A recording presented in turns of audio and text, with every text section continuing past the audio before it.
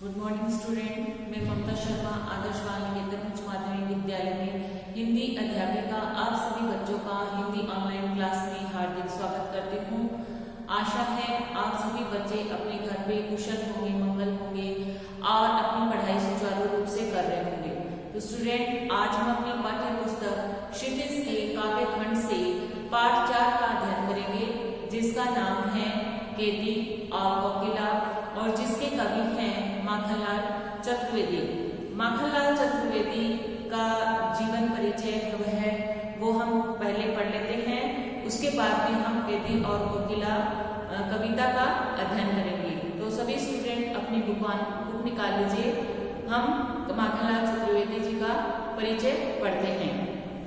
माखनलाल चतुर्वेदी का जन्म मध्य प्रदेश के होशंगाबाद जिले के बाबाई गांव में सन 1889 में हुआ। मात्र 16 वर्ष की अवस्था में वे शिक्षक बने। बाद में अध्यापन कार्य छोड़कर उन्होंने प्रभा पत्रिका का संपादन शुरू किया। वे देशभक्त, कवि एवं प्रखर पत्रकार थे।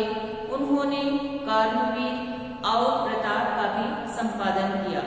सन 1968 में उनका देहांत हो गया। माखनलाल चतुर्वेदी का जन्म कहाँ और कब हुआ था? तो प्रश्न अपना बन रहा है, माखनलाल चतुर्वेदी का जन्म कहाँ और कब हुआ? तो स्टूडेंट आप सब इसको अंडरलाइन कर लेंगे।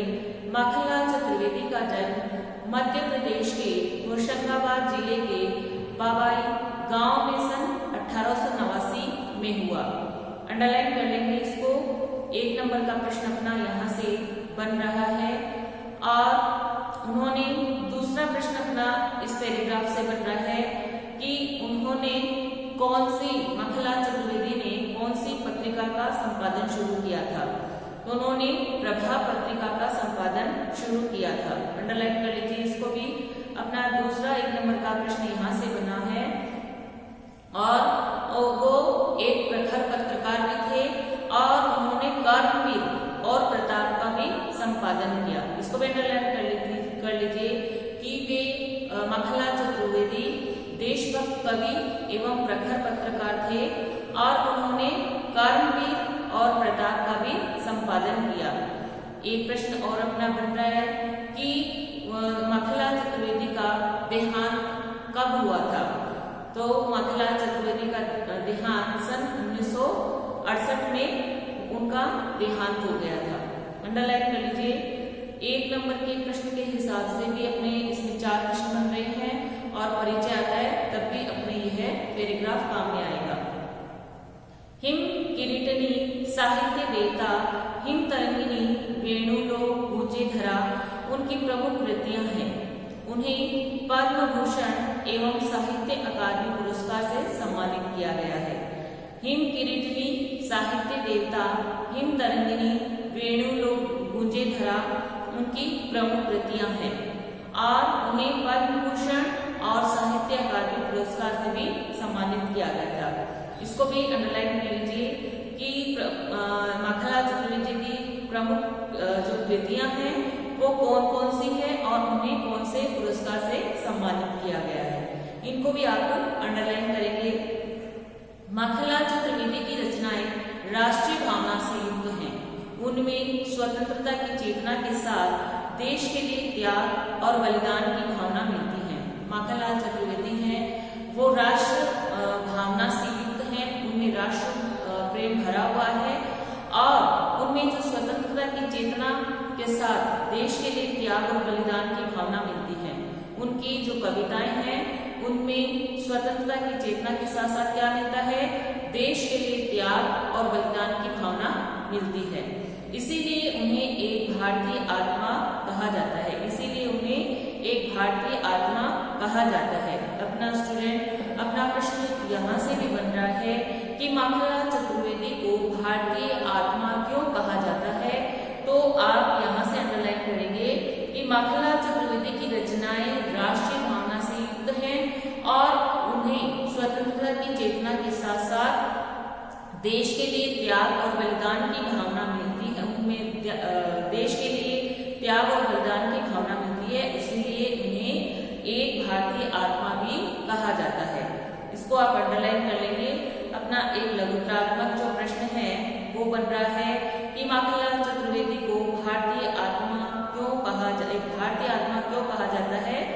अपना यह उत्तर हो जाएगा। आगे बढ़ते हैं। इस उपनाम से उन्होंने कविताएं भी लिखी हैं। वे एक कवि कार्यकर्ता थे और स्वाधीनता आंदोलन के दौरान कई बार जेल गए। उन्होंने भक्ति, प्रेम और प्रकृति संबंधी कविताएं भी लिखी है। यह जो भारतीय आत्मा है, यह इनका उपनाम है, जिसे हम इंग्लिश में निकनेम कहते हैं। तो इस उपनाम से भी उन्होंने कई कविताएं भी लिखी थी और वे एक कवि कार्यकर्ता थे और स्वाधीनता आंदोलन के दौरान वे कई बार जेल भी गए थे। उन्होंने भक्ति, प्रेम और प्रकृति संबंधी कविताएं लिखी हैं। इससे भी प्रश्न आ सकता है कि माखनलाल चतुर्वेदी ने और किस विषय पर अपनी कविता की लेखनी चलाई है। तो उन्होंने भक्ति, प्रेम और प्रकृति संबंधी कविताएं भी लिखी हैं। चतुर्वेदी जी कविता में शिल्प की तुलना में भाव को अधिक महत्व देते हैं। चतुर्वेदी जी हैं वो कविता के शिल्प की तुलना में भाव को अधिक महत्व देते हैं। उन्होंने परंपरागत छंदबद्धता रचना के अनुकूल शब्दों का भी प्रयोग किया है। आगे देखिए। ब्रितानी उपनिवेशवाद के शोषण तंत्र का बारीक विश्लेषण करती कैदी और कोकिला कविता बहुत लोकप्रिय रही है। ब्रितानी उपनिवेशवाद की शोषण तंत्र का जो बारीक विश्लेषण करती उनकी कविता है कैदी और कोकिला, वह कविता बहुत ही लोकप्रिय है। यह कविता भारतीय स्वाधीनता सेनानियों के साथ जेल में किए गए दुर्व्यवहारों और यातनाओं का मार्मिक साक्ष्य प्रस्तुत करती है। जो कि अपनी कविता है कैदी और कोकिला, यह कविता जो भारतीय स्वाधीनता सेनानियों के साथ, जो भारत को स्वतंत्र कराने के लिए जो युवक थे या जो सेनानी थे, उनके साथ जो जेल में जो दुर्व्यवहार हुआ था और उन्हें जो यातनाएं दी गई थी, उनका मार्मिक चित्रण उन्होंने इसमें प्रस्तुत किया है, इस कविता में प्रस्तुत किया है। कवि जेल में एकाकी और उदास है। कवि जेल में क्या है? एकाकी है और उदास है। कोकिल सी अपने मन का दुख, असंतोष और ब्रितानी शासन के प्रति अपने आक्रोश को व्यक्त करते हुए कहते हैं कि यह समय मधुर गीत गाने का नहीं बल्कि मुक्ति का गीत सुनाने का है। कवि जेल में एकाकी है यानी अकेले हैं और उदास हैं। उसी समय कोकिल है, वो क्या करती है? वो बोलती है। तो कोकिल से वह अपने मन का दुख, असंतोष और ब्रितानी शासन के प्रति अपने आक्रोश को व्यक्त करती हैं। वह कोकिल के माध्यम से जो उनको अंग्रेजी शासकों के प्रति जो आक्रोश है वे व्यक्त करते हैं और वह कहते हैं कि यह समय है वह मधुर गीत गाने का नहीं है बल्कि मुक्ति का गीत सुनाने का है। कि हमारा भारत है वो अंग्रेजी आतताइयों से मुक्त हो जाए, उसका गीत सुनाने का है। कवि को लगता है कि कोयल भी पूरे देश को एक कारागार के रूप में देखने लगी है। कवि को ऐसा लगता है कि जो कोयल है वो भी पूरे देश को क्या देखने लगी है? एक कारागार यानी एक जेल के रूप में देखने लगी है। इसीलिए अर्धरात्रि में चीख रही है, इसीलिए वह अर्धरात्रि में चीख रही है। तो कैदी और जो कोकिला अपनी कविता है, इसमें अपने जो कवि है राष्ट्र कवि माखनलाल चतुर्वेदी, इसने कैदी और कोकिला के माध्यम से जो गुलाम भारत की जेलों की दशा का वर्णन करते हुए लोगों में क्रांति का आह्वान करना चाहते हैं। तो स्टूडेंट, अब हम अपनी कविता का अध्ययन करेंगे जिसका नाम है कैदी और कोकिला।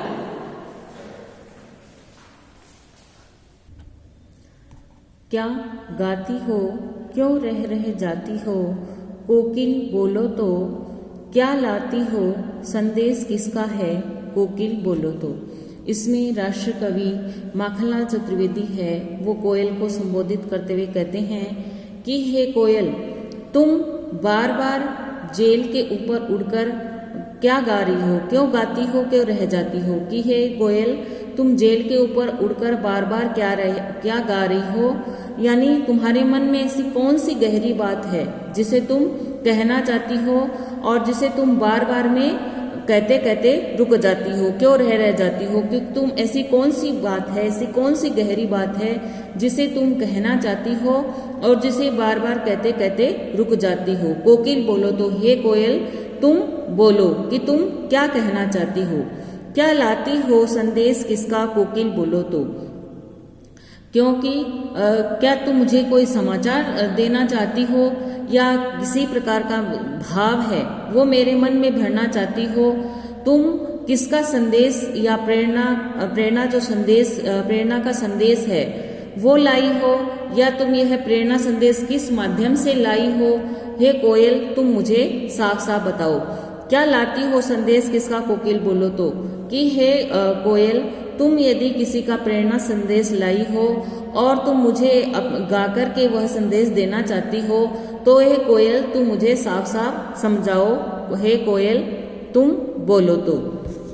आगे, ऊंची काली दीवारों के घेरे में, डाकू चोरों बटमारों के डेरे में, जीने को देते नहीं पेट भर खाना, मरने भी देते नहीं तड़फ रह जाना। जीवन पर अब दिन रात कड़ा पहरा है, शासन है या तम का प्रभाव गहरा है। हिमकर निराश कर चला रात भी काली, इस समय काली माँ मैं जगी क्यों आली।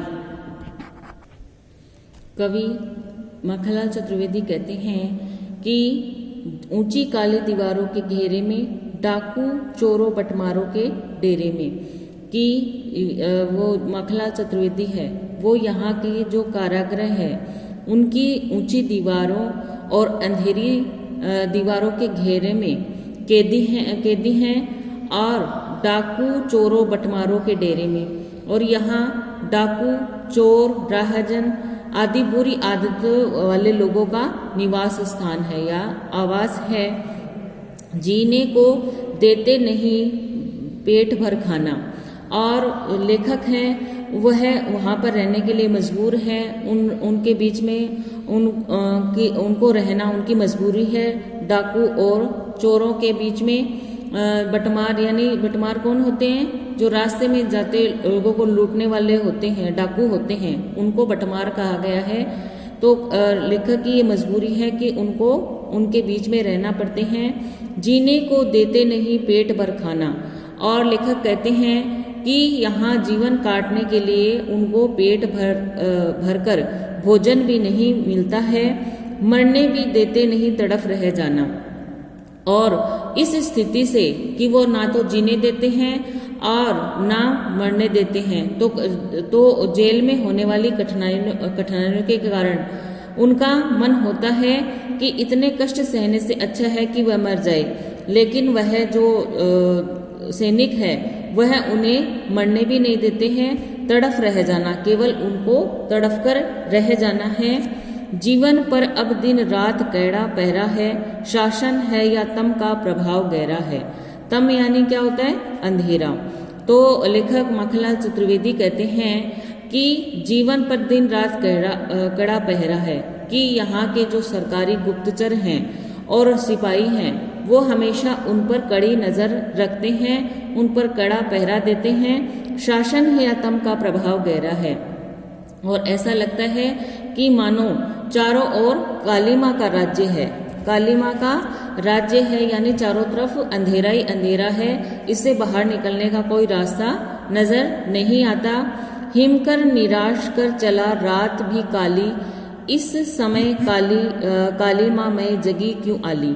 इसमें कवि मखनलाल चतुर्वेदी कह रहे हैं कि हे सखी, अब जो चंद्रमा है वह भी गायब है, यानी वह भी निराश होकर चला गया है, और रात भी काली, यानी अब रात भी है वो घनी काली है, घनी काली हो गई है। अर्थात आशा और जो प्रेरणा के स्रोत थे वो सब क्या हो गए,